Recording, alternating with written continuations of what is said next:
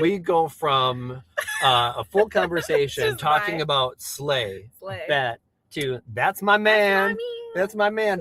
So that video right there is probably one of my favorite ones. Really? Because, yeah, I love basketball. I didn't know nothing about this. It was absolutely hilarious. It's hilarious. Yeah. So now that I know. So when we have like team meetings and like our meetings, and all of a sudden, Cody, you met Cody last time on, like he was by himself. He was in the car. He might have been on his phone, so the quality was not as good as our quality is right now. Right. But like Cody will join a call and Dusty will go, that's my man. Just like that. So Dusty, but see, what's key is being able to have fun and do good work hard together. But I mean, if you're not having fun, why? Yeah. Why are we here? Like, if we spend more time with our coworkers than anybody else. Yeah, that's true. Like you've got kids. Yep.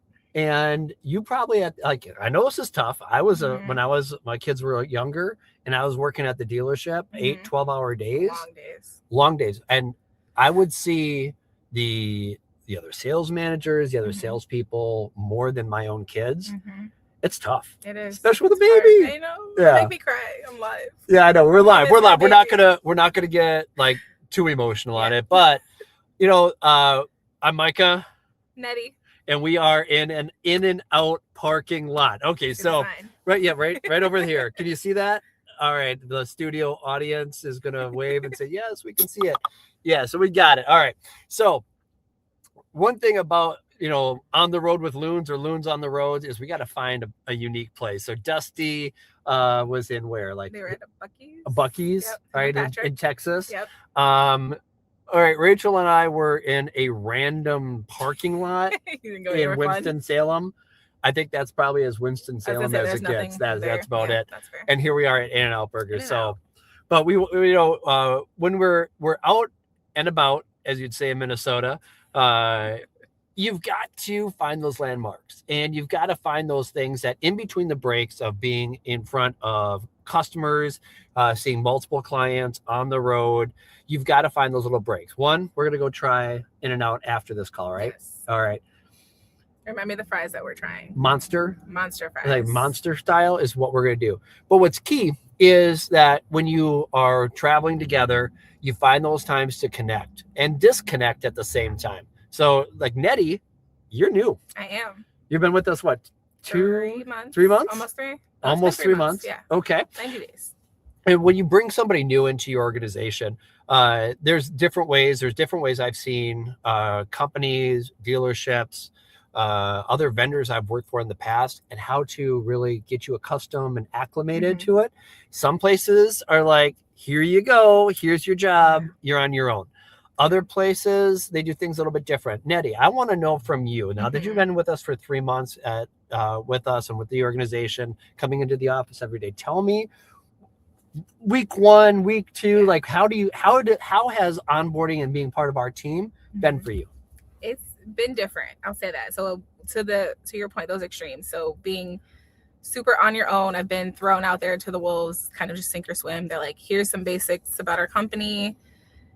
You're on your own. Yeah. And that was terrifying. And I've had the opposite of that. I've been where it's been super just like almost like drill sergeant-y training. Micromanaged. Yes. And every minute is booked. Annoying. And it has its moments, right? So Loon has been kind of in the middle of that for me, where it's like I had the first week, most of my team are out of town. They are in their at-home offices. So I'm the only one that's coming into the office with Mackenzie. But it's kind of soloing. So it's like I'm on my own. But that first week, having everyone in office was so amazing. Getting to meet everybody, having that training, just for me as well as it felt like the whole team was also training. So they're relearning kind of different things. Yeah. Maybe they picked up along the way that wasn't necessarily training. So having that relearn with everyone else was great. And then that time where I'm kind of by myself, I get to review my notes, kind of go back over what I did learn. And I've kind of made up my own processes. Yeah. I've put some decks together for myself that helps me out and any future AMs that may come along. Different email templates, just kind of processes for onboarding. And I've kind of felt my way through it. And I just kind of enjoyed that time. Awesome. Well, see, so when we're looking at bringing somebody new into the organization, one thing that we think is extremely important is, you touched on it already, is that first week. Yeah. Being in person, connecting with them, even if you got remote. How do we bring somebody remote, somebody that lives in the area? How do we make them feel like part of the team? And it's not like trying to inundate them with all the information, because if you don't know, streaming media, programmatic media, it's a ever shifting target. There's things that are changing, there's things that are updating, there's new inventory, there's new platforms, there's new ways of targeting, there's different audience segments. Like, there's all these things that are constantly shifting and constantly changing. So as much as we say, hey, this is what we do, we are learning regularly how to change, how to adjust, and how to relearn a lot of things that we've done. I have a strong, paid media background, social strategy background, consulting background. And so when we start learning about, like, what is a DSP, what is supply side, like, what are all of these TLAs, these 3-letter acronyms that we're learning, because every job you got a whole new set to learn, right? Yes. So when we bring somebody in, we want to make sure that as much as we share, what we do, we also want to make sure that we are living to our core values in the organization, which is DIRT. It's DIRT, DIRT, which is dare, innovate, respect, and trust. And it's not just how we go about doing business, but it's how we interact with each other. And what does that mean? So, like, we teach, we train, we work together, but then we allow you to dare, right? Dare. Like, we can be daring in what we do. Make mistakes. Yeah. So, like, I mean, there's a couple times, like, oh, I filled out the wrong form, or right. There's like, where have you felt like those core values have resonated with you as a new employee? I feel like from the jump, my direct report, so Dusty, has really kind of instilled that in me, to just kind of make your own mistakes. Get out here, you're new, but you're figuring it out. Don't expect me to tell you what to do every minute of every day. That's micromanaging. We talked about that, which exactly. I don't love, but I want some guidance. And he's been really great about giving me that little bit of guidance that I need, or helping me when I ask for it, but also giving me my own autonomy to kind of figure things out and learn. Like, to your point, all the DSPs and all those acronyms, I didn't know any of that before I got here. That was very new to me. So I had to tell him, like, slow down, explain this. And he's very good about that. Yeah. Very patient. I love it. So being able to make mistakes, innovate. Yeah. So if we have ideas, like, you've been able to say, hey, this is the process I want to follow, or this is how I want to onboard. We give that latitude. Like, we work together to say, hey, we can innovate, because if we dare to make mistakes, you don't win and learn. You don't learn from success. Right. And we want to be constantly learning, perpetual improvement, 1% better. And each of those types of mentalities means that we had to fail somewhere along that journey to be able to improve. Yep. And where we have made mistakes, well, maybe the process was wrong. Maybe the documentation wasn't the way that we should have done it. That's how you innovate, is by making mistakes. Respect. How do you feel, like, what is respect, and how does that fit in what we do? And how do you feel about respect in the organization? I feel great about the respect of this organization. Everyone's been very welcoming, very, I wouldn't say respectful, but just kind of giving you space to figure things out, learn things, but also being there to help you and showing you that respect of, okay, I don't need to hold your hand, but it's just going back to that daring to be, try different things and figure things out on your own too. Love that. Yeah. It's to respect another adult. I mean, I look at it this way too. It's like, we're all adults. We're all adults. We all have our lives outside. We have responsibilities outside of work. And being able to respect those nuances of our own individual lives allows us to be able to, be ourselves, do the work that we know we need to do, but do it in our way. I think I saw a question pop up there. What makes Loon different once you're actually inside versus what you thought about before joining? There you go. I don't know that I had thoughts before joining. The OTT world was foreign to me, so I didn't really have any preconceived notions coming in. what has been different is, it's going to sound so cliche, but it's like a giant family. Everyone's been like super, super welcoming and great. And it's how we like play off of each other, bounce ideas. We can be silly and funny, but also serious and be about our jobs and, you know, how we can make our company grow and be better, which I love. I think that's, and that's where we then segment into like trust. Netty improved our dealer onboarding process in her first onboarding meeting. Dusty, thank you. That is huge. That's a huge shout out because it's true. Whenever you add somebody new to an organization, I look from a cultural perspective. Yeah. We don't have to necessarily fit within a culture, but our culture changes with every new piece that we add somebody to. So we learn from each other. We got somebody new comes into the organization with that hasn't been looking at the same document all the time for the past year, 2 years. Like, oh, this is how we do it. It's been. But to have somebody new come in and say, we don't need to do it this way. Nope. This might be better. So when we respect each other, we then build trust. Yeah.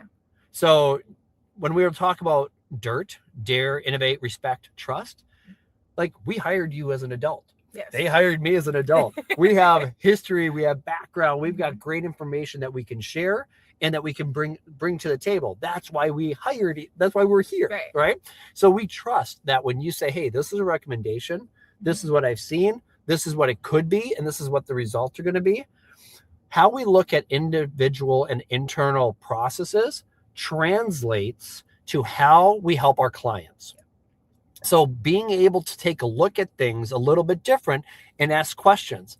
When it comes to like a meeting, we were on site yesterday.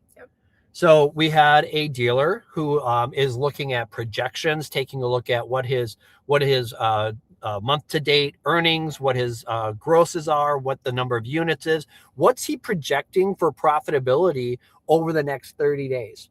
Well, what's helping that? Is it process? Is it inventory? What are the different levels or the different pieces that make up that level of success? But also, where are the opportunities or the failures within the organizations that need help?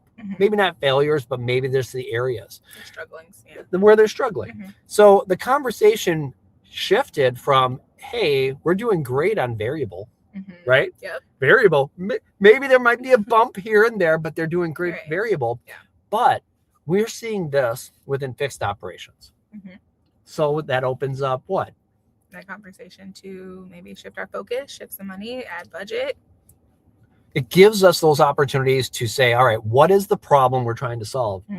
And now where can we put the attention and the intention behind that? So we have fixed ops. Great. What is so asking those questions, what is your average customer pay RO? What is that? What does that look like? What is your hourly rate? What is your needs? Where are the goals? What are you trying to achieve there? So we can apply not only when we bring somebody new in and ask them questions and ask for their insights, but applying that to our relationships with our dealer partners is really key for us. How do we dare, innovate, respect, and trust a conversation with our partners in order to make sure that their success is imminent? It's not a matter of if they're going to be successful. It's when they're going to be successful. What are the different goals that we help them to achieve along the way? So we've talked a little bit about DIRT, bringing you in. Okay. What's one thing you've learned in your first few weeks that completely changed how you think about marketing? Dusty, that's a great question. Oh gosh, what happened the first few weeks? I mean, again, the OTT part of marketing is all new to me. So I think being able to kind of look at how things are trending and being able to pivot so quickly on our strategy and being able to say, okay, this isn't working. Let's look at from this angle and change things. I didn't realize it could happen that quickly. And I think a lot of dealers don't understand that either. Like, for example, our clients we just met with, they were like, oh, in 30 days, like things could change. I don't need to wait 30 days to meet with you to change things. We can talk every single day. We can talk weekly, bi-weekly, and we can make those changes as they come on the fly, however they want it. And I didn't, as like them, I guess I didn't realize it could be done like that. It's that simple. Yeah. So I've actually heard this feedback from dealers and from other partners is that our previous OTT provider would set a budget, set the campaigns, and then 30 or even 45 days later, they would review what happened. Like, it's a long time. I don't want to know what's happening to my money 45 days later as an individual. Exactly. I would hate, if I'm working with tens of thousands of dollars of my marketing budget, to have to wait for a recap 30 to 45 days. Also, I've heard from some partners, from some dealer partners, that their providers never even called them to have reviews with them. Terrible. So for us, setting up a weekly, daily, 2-week check-in, whatever it is, bi-monthly, whatever that is, having that type of cadence to connect with our clients to make those shifts. Because guess what? Something could happen in the economy. Here, California, what was it, $6 a gallon? Oh gosh, yeah. Okay. Crazy. So in some markets, EVs, electric vehicles, not a big priority. Here, $6 a gallon. We start looking at what the focus is. All right, so EV is a focus. We need to move EVs. Well, who is buying an EV? Who has one? Where is there conquest opportunities? Like, all right, who do we identify with our Polk data? Who already has registered a EV vehicle within their areas of responsibility, and how do we target those shoppers to know about these conquests and additional dollars to sell the EVs from this new provider? So I thought I saw another question pop up here.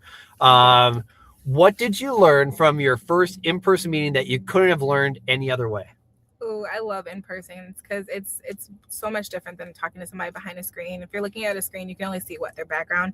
Going in, like today, this office was full of bobbleheads, which I don't feel like I've ever seen anywhere else. And then there's a funny story behind that. Where their office is, there's a lot of moving around, and they installed a key machine, so the bobbleheads fell and broke, and it was just a funny story about it. So it's a lot of just nuances that you can really meet them and learn about them. There was a cool book on the table. I didn't get to talk to them about it, but their name was on it. I don't know if you saw that, but it was like a whole it's like a softball, I think. I don't know. You really just get to know the client. Those in-persons, I feel like, are so important. We are more than just a name or a face behind a screen. We are people. And we're here to help them. And having that and gaining their trust in that way, I feel like, is how you better the relationship with your clients. Yeah, I would agree. And I think if we are just, and from my background, I've shifted how I have conversations a lot. Yeah. Because it used to be just a check-in. How are things going? Oh, things are good. Everything's great. Need any help? Nope. Okay, thank you. It was generic. I failed a ton early on in my career because I wasn't asking good questions. Right. And now we've learned that, if we have what's your primary focus for the month? How's your inventory? Anything age? Like finding out, like asking good questions, not just like what's new at the dealership. Is there charitable events that are going on that you want to highlight? Like why do people do business with you? It's not just about brand messaging, but like humanizing those ads and humanizing that dealership and making sure that when we put an ad out there, that it speaks to the appropriate audience. You can just shotgun approach marketing in areas and hope somebody hears it. But when you have a targeted message that's specific to an audience that's solving a problem for a dealer, now you're having a conversation with your PMA. Just like we're having a conversation with each other, just like we're having a conversation with the dealer. All of those things allow us to strengthen and build that relationship. And when we work on strengthening and building the relationship with our with our dealer partners, it helps them build their relationships with their customers that are going to be buying cars, servicing cars, buying parts from them, or even just giving them referrals. So I would say that those in-person meetings allows us to not just humanize ourselves and them, but help to get a better understanding of what their goals are. So next trip, where are we at? We got to figure out the next one. Yeah. So ready. Next week, all right, we've got our all hands meeting. We're going to be in town. Yeah. The whole team's going to be together. Whole team's going to be together. we've got I'm excited. we got a bunch of stuff, right? We've got team events, we got meetings, breakout sessions.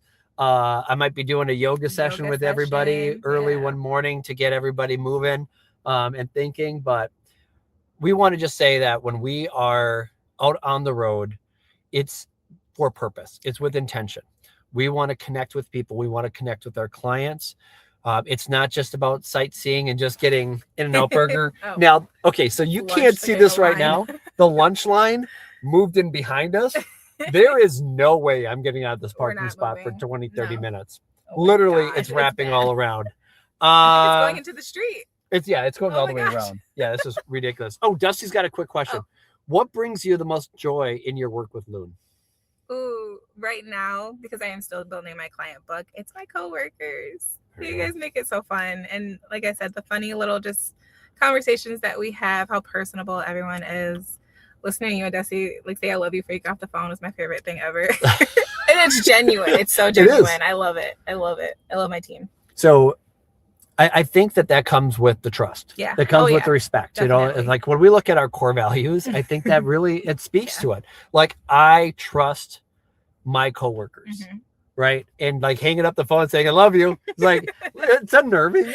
When you first hear it's like, oh, but like, I believe, and to get a little sentimental, that I want the last thing that the people that I care about to hear is that I love them and that they are loved. Because it's important. I travel every week. Yeah. And I'm away from my family. I'm away from my partner. I'm away from where I feel grounded at home within my community and the gym community and all that. And I don't ever want there to be doubt about my intentions or feelings for anybody if something were to happen on the road. So saying, hey, I love you. Yeah. I mean, it's sincere and it is about that connection with the team that we have. And when you love who you work with and what you're doing, it translates to your clients and the partnerships there because we care. We care about each other. We care about the work that we do, and we care about the success of our dealer partners. A direct correlation for sure. There's a direct correlation, 100%. So welcome to the team, Netty. Thanks. Yeah. Now we just have to get you a Loon thing. I know. Actually, I've got it right here. I've got this Loon pin. Oh, yeah. I'm saying it officially. You're getting it. When did things start to click for you, and what caused that shift? When did things start to click? I think after a number of, I was able to shadow on a few of my coworkers' calls and kind of just hearing the repetitiveness. So just obviously everybody's different. Each client's different. Everyone has their different goals, but just kind of the overarching campaigns and just things that we are making sure to bring up during calls, such, you know, how we have the fixed ops, those things that come up and like, hey, how's this doing? Okay, let's pivot to this. Really just hearing those conversations. And I mean, the repetitiveness, it sticks with you. It does. So it ties the click. Okay, this is what I need to do. This is the things I need to bring up. Obviously, I'm no expert. My boss told me I didn't have to be an expert. Don't have to be an expert. No. But it definitely has helped me and it helped things to kind of make sense. I won't say it wholly clicked, but it makes sense. The moment you think you're an expert, you stop learning. Yeah. I'll always be a perpetual student, right? And I will learn, I will unlearn, I will relearn, I will forget, I will get yelled at, whatever it is, you know. We don't get yelled at. No. But that's it. It's like that perpetual improvement is really a focus. So with that, we're gonna have to try to figure out how we're gonna get out of the In-N-Out parking lot. Like, why did I park right in front of the drive-thru? I could have parked way over there. There is no chance whatsoever. But with that, we just want to say thank you so much. Thank you to our partners. Thank you for bringing us out here, for allowing us into your store. For Netty, what is a banana fish? It's a fish. It is a real fish. Look it up. It is, I swear. Banana fish? It's is it like an apple fish? No. Is there a grape fish? It's about this big, and it is yellow. Look it up. I swear it's real. All right. There we go. All right. Well, on that note, thank you, Carson, for asking about the banana fish. Just want to say thank you. Be a client expert. Hey, that's great. That's a great one. Thank you, Dusty. Yeah, be a client expert. No one's going to care more, I think, than us. We want to learn about our customers. We want to know about our clients. We want to be their partner. And you know what? So, I actually had a conversation to bring this up. I was talking to somebody who's not a client yet, but we Okay. talk once a month. Oh. Okay, we talk about once a month, and we were talking about how a dealer, a vendor of his, he had to drop budget, like massively drop budget with this other vendor. He had to go cut through, and he had to cut other vendors. He had to cut other vendors in the past. And when you go from like a $100,000 budget down to like a $20,000 budget as an individual, like as a vendor, that can hurt. Yeah. But there's a reason behind the dealership needing to do it. He didn't cut the vendor out completely. Okay. He didn't say we can't work with you anymore. We just have to work with you a little bit less. Right. But we're still working with you. Yeah. And how that vendor responded to the request of being able to drop budget made all the difference in the world, and why is keeping them on even at a smaller amount until budget opens up again. Right. And I think that's it. Is like, we have to understand what's going on in the dealer's world. Allocation, inventory, do they have co-op? Like, what are all these things that make a partnership possible? And when things change and when things shift, is not getting upset. I've even heard somebody say when somebody switched providers once, well, call us when you cancel with them. I mean, like, just like sassiness. It's like, well, you do stuff like that, you're not going to They're not going to call you. They're not going to call you. No. So, like, being able to respect the client is part of dirt. Absolutely. Right? Yeah. Trusting that if we did our job to its fullest and we are serving the needs, we're going to trust that we'll be back. Yeah. So sometimes it's a pause. Sometimes it's, I can't do business right now, but I will. Right. And sometimes it just takes time to build that relationship up. So thank you, Dusty, for sharing, being that client expert. So with that being said, we're going to try to get out of here. It looks like we've got a small opening in the drive-through to get out before we get parked in again. So, hey, thank you, everybody, for participating, for paying attention. Looking forward to getting out on the road and seeing you guys all in person someday. Yep. Bye, guys. Peace.